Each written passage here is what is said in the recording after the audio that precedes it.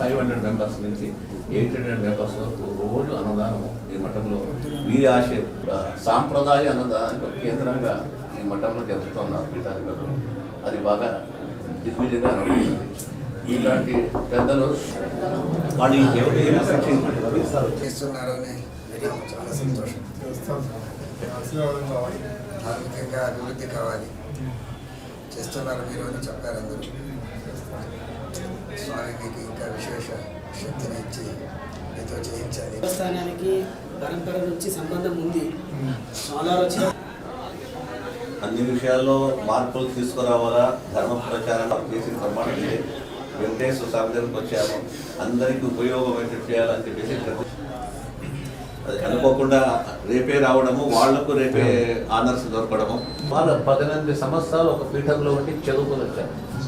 పిల్లలు పెట్టుకుని ఇక్కడ వేదాంత ఆ విధంగా శ్రవణాచార్యులు ఇక్కడ ఇప్పుడు వాళ్ళ దగ్గర విద్యాపీఠాలు అన్ని చోట్ల ఉన్నాయి. హైదరాబాద్లో మనకు 3 విద్యాపీఠాలు నుంచి పీఠాధిపతులు ఒక్కరోజు ఆశయం మాత్రం సంచరిస్తూనే ఉంటారు.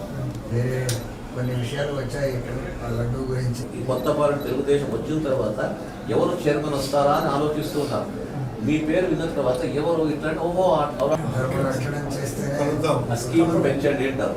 ఆ స్కీమ్ మెంబర్ ఇప్పటికేమో వాడికి సంకల్పం తర్వాత ఆనందో బ్రహ్మే దివ్యజానాత్ ఆనందాదేవ కల్విమాని భూతాని జాయంతే ఆనందేన జాతాని జీవంతే సంవిశంతేతి సైషా భార్గవీమానుని విద్యా పరమేశ్వరమన్ ప్రతిష్ఠితా యేవం వేద ప్రతిష్ఠతి అన్నవానన్నాదో భవతి మహాన్ భవతి ప్రజయా పశుభిర్ బ్రహ్మవర్చసేన మహాన్ కీర్త్యా సమాయశమారోగ్యమావేదం బహుపుత్రలాభం లతసంవత్సరం దీర్ఘమాయో మెడలో ధరించారు.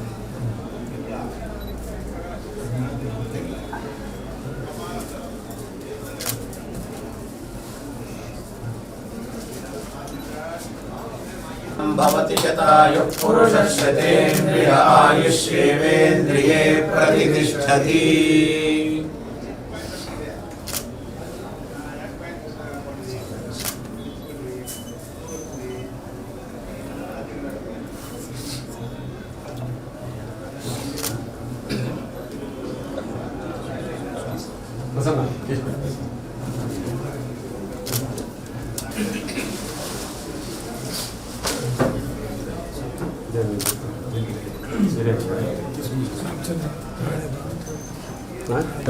మీటింగ్ స్టార్ట్ అయిపోయి ఉంటుంది.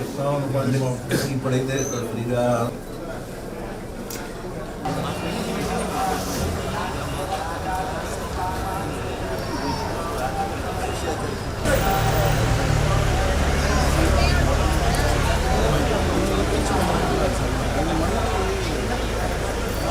లక్ష్యం చెప్తే అర్థం కాదు.